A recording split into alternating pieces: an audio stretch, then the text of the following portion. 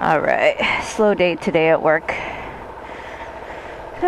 Go home for a little bit and come back later. Which makes the gas mileage of a bike come in handy. So if anybody needs chiropractor here in Round Rock, you can come to Active Health Center. Chiropractor and massage.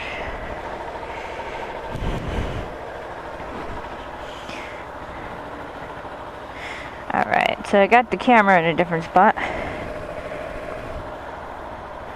And I got little fuzzies on my microphone. It is a little bit windier today, so we'll see if that helps. Get some better audio.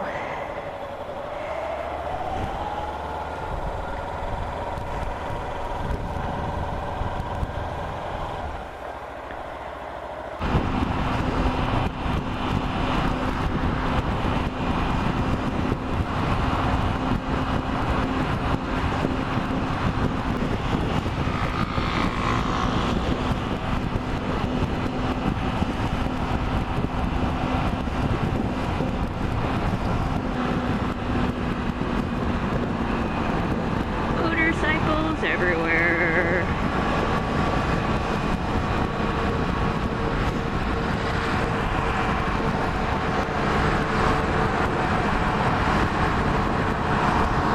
And trucks.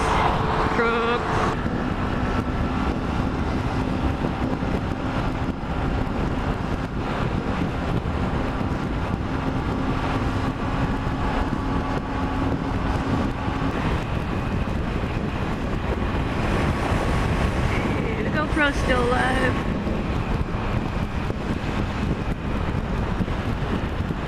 Alright.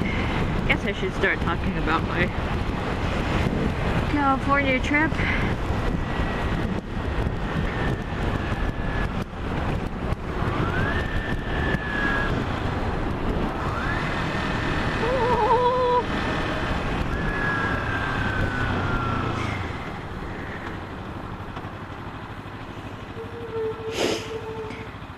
Everything went pretty good, and the bike performed like a champ.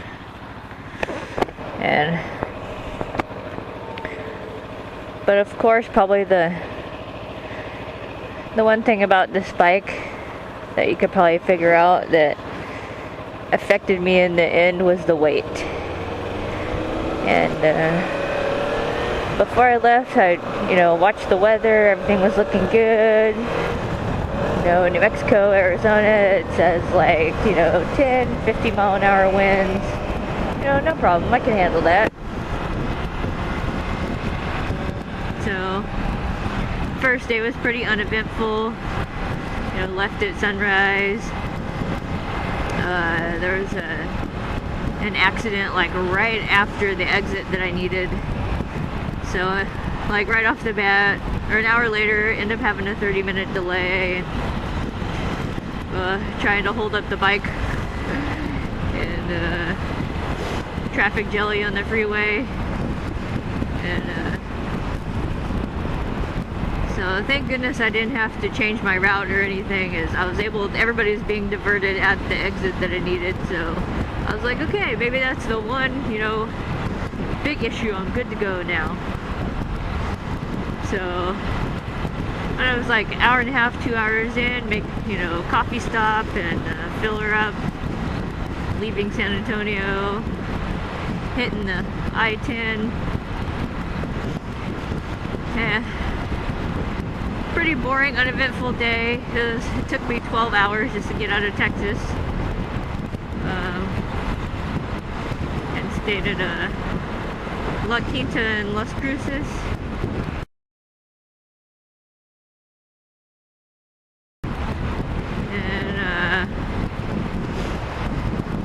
Started hearing people talk about the weather that was coming for the next day and how windy it was supposed to be, and I was watching the weather, and they're saying, oh, it'll be later in the afternoon. So I was thinking, okay, good, I'll leave when the sun's coming up again. I'll beat it to Arizona. good. But yeah, it took me a little longer to pack my luggage than I thought. Eat breakfast, and so I was watching the news, and you know, they're forecasting 60-mile-an-hour winds, and so I was a little nervous watching that. So soak my chain, get some gas, take off again, and you know, for the first hour or so I was like, this is great, you know, there was no wind, just cruising along, making time.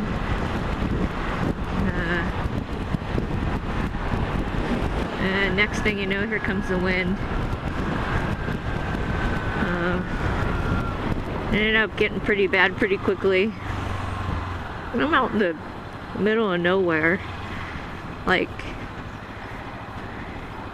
you know, there's enough gas stations here and there to get gas, but there's nothing else around except for tumbleweeds and dry dirt, and so I'm pretty much, I must have started hitting like 30, 40 mile an hour crosswinds, and so I had to be riding at like a 45-degree angle. And I'm kind of betting that even the weight of my luggage saved me. Gave me a little extra weight to the bike. And so yeah, there was just dust blowing everywhere. I'm doing 45 or 40 and like a 75, 80. I got big rigs passing me, you know.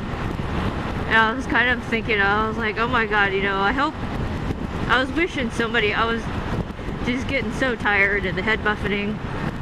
I was like, if some trucker would like flag me down and tell me, hey, we'll put your bike in the back of my truck, you know, I'll take you to Arizona, I would have been like, sweet, let's do it, because I'm just,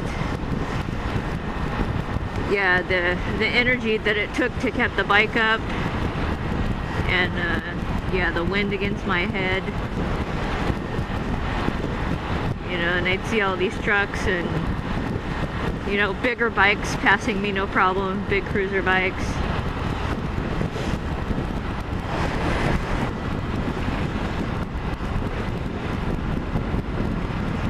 And so I ended up getting blown off onto the shoulder a couple times,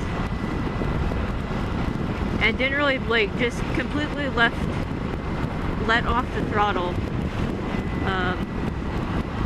because I think that momentum plus the wind was pushing me off the road, so just letting off of the throttle would like halfway stop that, and I would just have to come to a complete stop on the shoulder and just, you know, take a break for a minute, compose myself, and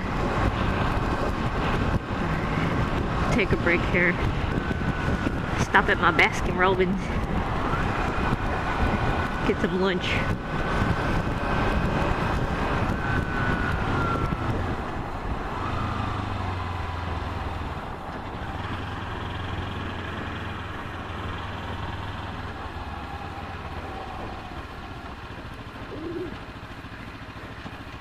Maybe you can make it through here.